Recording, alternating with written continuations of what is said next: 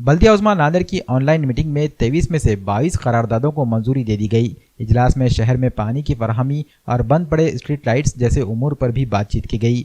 Mayor Jayashree पावड़े ने बताया कि नांदेड़ के सरपरस्त वजीर अशोक चौहान और वजीर तवानाई नितिन रावत के साथ बातचीत के बाद शहर की स्ट्रीट लाइट्स जल्द शुरू कर दी जाएगी। 23 विषय होते, त्यातले 22 विषय मंजूर करण्यात आले आणि एक पेंडिंग आहे, सन्मान्य सदस्याचा होता तो, आणि प्रशासनातले जास्त विषय होते सगळे आणि सर्व विषय मंजूर करण्यात आले।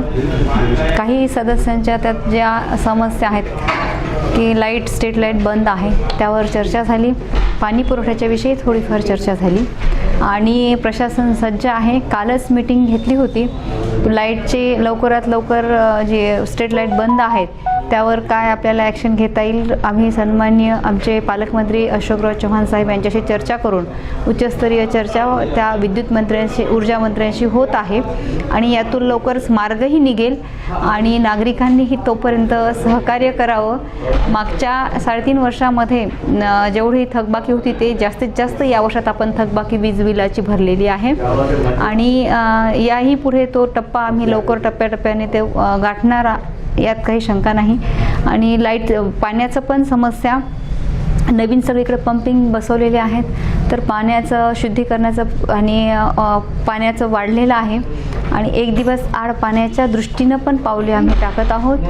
आजची मीटिंग ही 2च विषय महत्त्वाचे होते, पाणी आणि लाईट स्ट्रीट लाईटचे, त्यावर मार्ग काढत आहोत। बाकी सर्व विषय प्रशंसाचे असल्यामुळे त्यामुळे असं काही वेगळं काही नव्हतं आणि चांगल्या प्रकारे मीटिंग ही पार पाडली आणि सन्मान्य सदस्यांनी ज्या काही सर्व विरोधी पक्षासहित सर्व सन्माननीय सदस्य, प्रशासन सर्व अधिकारी, सर्व सहकार्य पूर्ण मीटिंग ही राहिली आणि पार पाडली।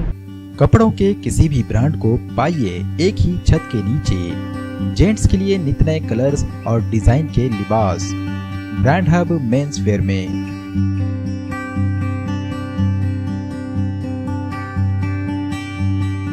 शर्ट्स, टी शर्ट्स, जीन्स या फिर ट्राउजर, हर किस्म के नेशनल और इंटरनेशनल तमाम बड़े ब्रांड की कंपनियों के लिबास का मरकज। सीजन हो या ऑफ सीजन, हमेशा मिलेगा कम से कम 50% से 90% तक का डिस्काउंट।